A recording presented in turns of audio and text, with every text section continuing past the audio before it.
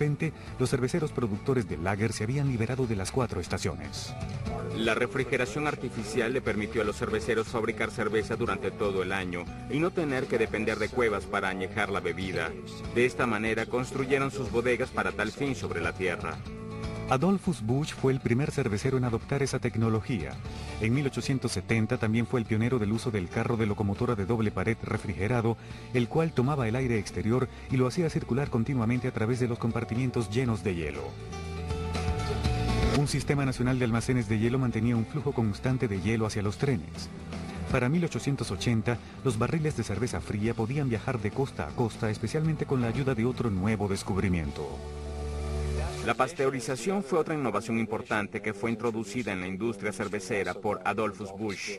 Es un simple proceso en el que se toma la cerveza y se calienta levemente por un corto periodo de tiempo y luego se enfría rápidamente.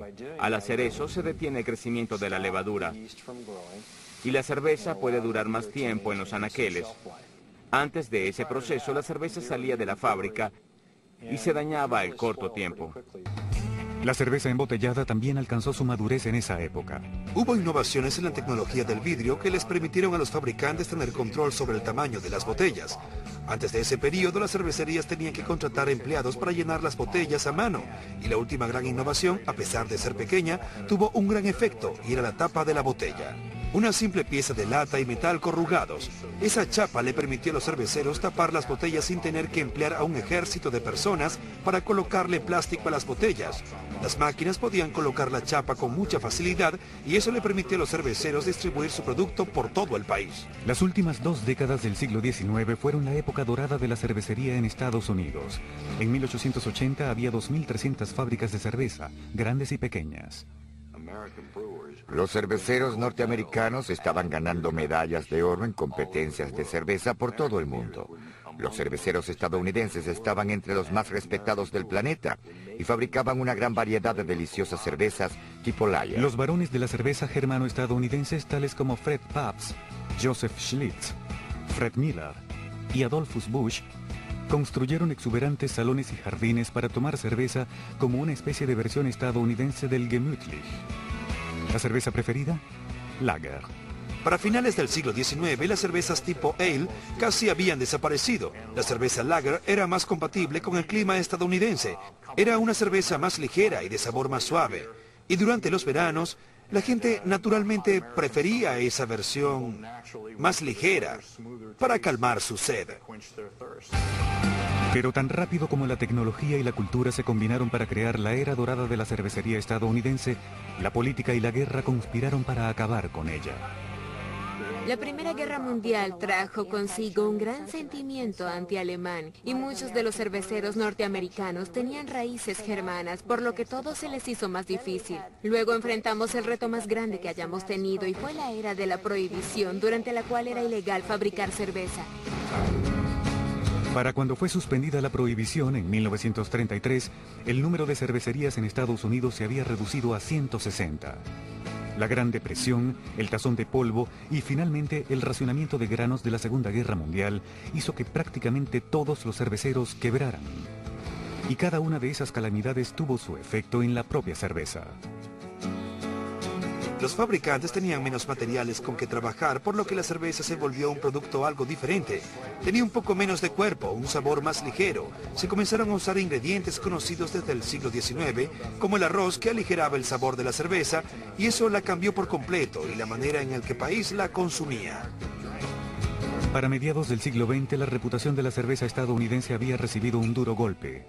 Pero otra revolución se estaba fermentando. Y muy pronto los fabricantes caseros y a pequeña escala tomarían el asunto en sus propias manos. En las décadas de prosperidad que siguieron a la Segunda Guerra Mundial, la generación que había combatido en Europa y más tarde sus hijos volvieron al viejo continente, esta vez para apreciar los paisajes y probar sus exóticas cervezas. Y para los años 60, el fenómeno de la importación había comenzado. Pero no todos estaban satisfechos con esas cervezas europeas, especialmente cuando eran descargadas de gigantes y calientes barcos cargueros. Los primeros pasos de una nueva generación de cervezas estadounidenses fueron dados en San Francisco en la década de los 60. Fritz Maytag compró una cervecería que no tenía mucho éxito y se concentró en hacer un buen producto a pesar de no ser popular, pero fue justo en el momento que una nueva ola de entusiasmo por diferentes sabores regresaba al país. Maytag compró la problemática cervecería Anchor, que había abierto sus puertas en 1896. A finales de la década de los 70 y a principios de los 80, la cervecería Anchor era un negocio rentable. Eso abrió el camino a una gran cantidad de cervecerías pequeñas. Otra historia de éxito surgió en una ciudad de la costa este, cuyas cervecerías prácticamente habían quebrado todas. Cuando vine por primera vez a esta vieja cervecería, aquí en Boston, me enamoré de ella. Había una especie de buen karma en el ambiente y pensé, quiero abrir mi cervecería aquí, porque me recordaba de otras cervecerías en las que había estado cuando era niño. De gran tamaño, de ladrillos rojos, un pequeño jardín en el medio. Para mí, así era como debería verse una cervecería de la mejor clase.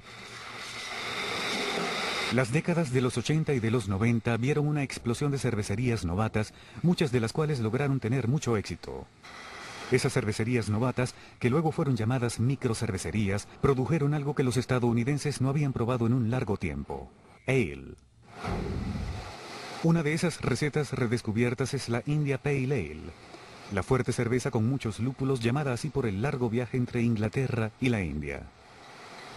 En la época colonial había una colonia británica en la India y allí tenían a muchos soldados y oficiales en las estaciones militares.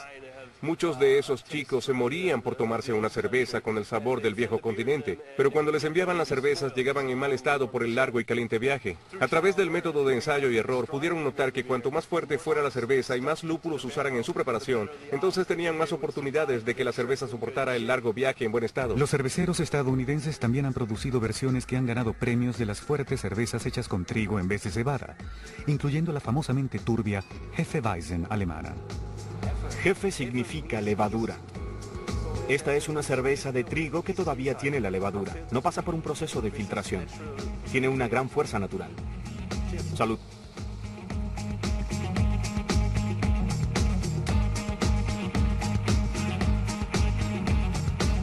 Muy buena.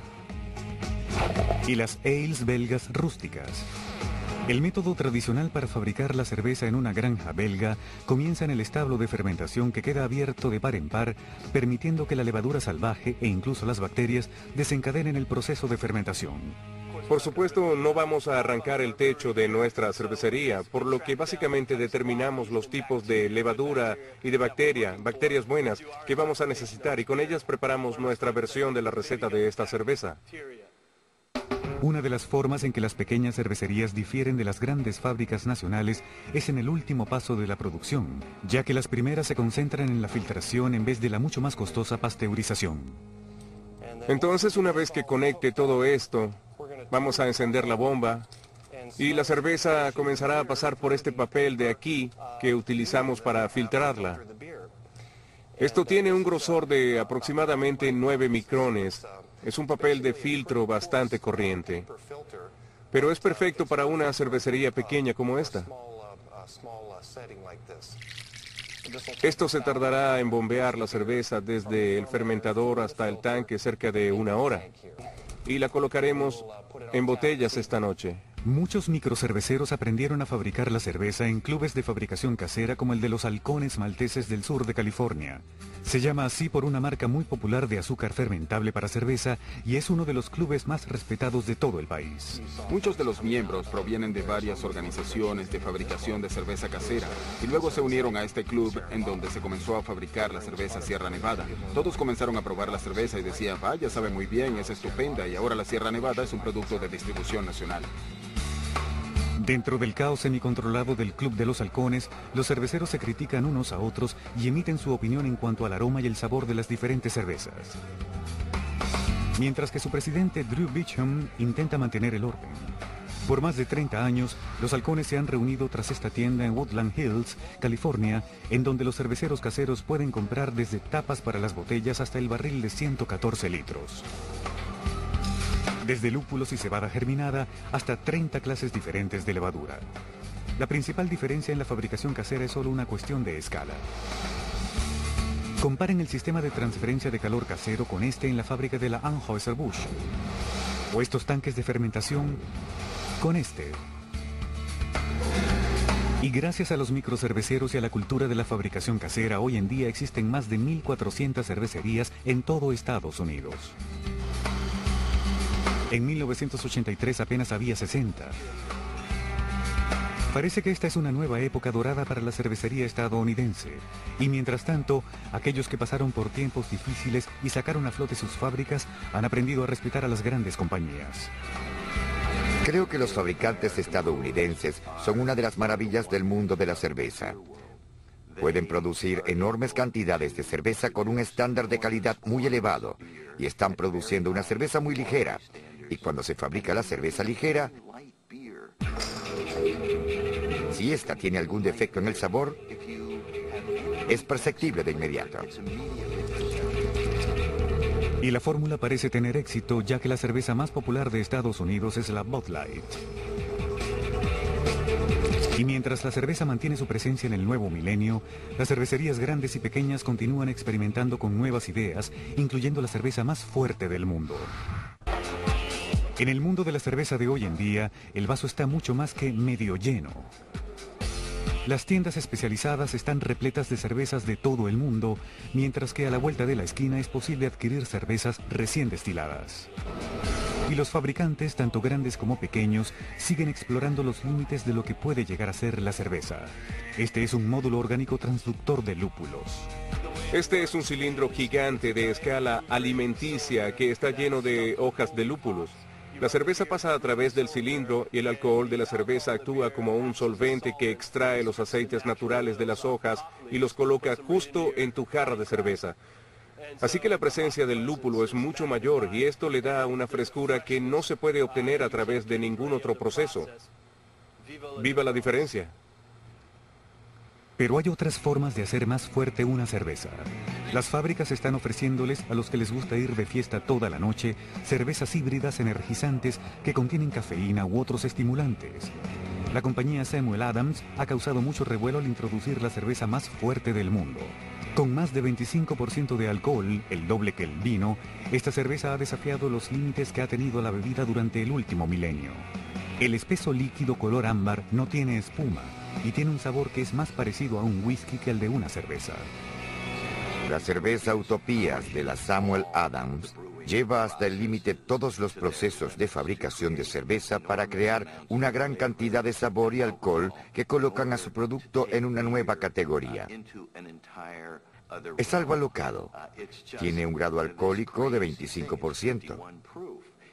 Es la bebida fermentada naturalmente más fuerte de la historia humana. Las Utopías son fabricadas con grandes cantidades de cebada para crear una mezcla altamente concentrada y que reacciona con azúcares fermentables.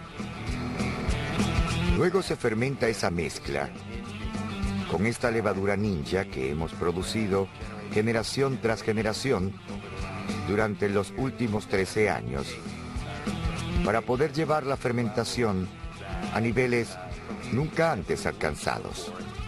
La levadura ninja es criada para que sea una sobreviviente. Normalmente la levadura de la cerveza muere en un ambiente con un nivel de alcohol superior al 12%.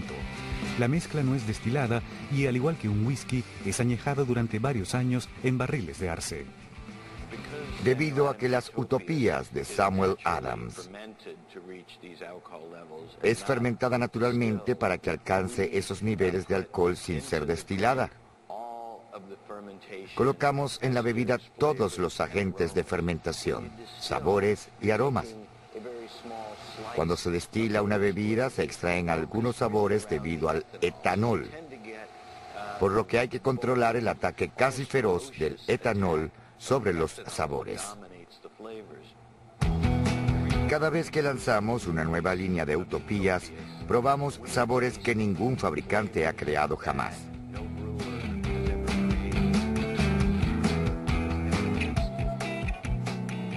En ese momento casi se puede sentir un vínculo con los mesopotámicos antiguos y los monjes medievales que entonaban sus cánticos mientras disfrutaban de sus cervezas.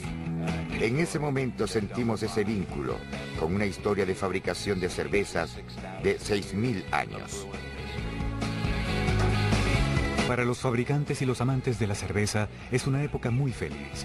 Con miles de posibles cervezas por descubrir, lo que era viejo es nuevo una vez más. Incluso las microcervecerías están utilizando de nuevo las desprestigiadas latas para empacar sus cervezas, ya que protegen muy eficientemente al producto del oxígeno y la luz. Y bien se trate del límite de la experimentación o del apego estricto a un código de excelencia, la cerveza siempre ha sido la bebida favorita de la gente. Creo que a la gente le encanta la cerveza, porque sabe muy bien. Es un largo recorrido desde que la cebada, los lúpulos y la levadura terminan en su vaso. Así que brinde por los fabricantes de cerveza la próxima vez que destape una bien fría.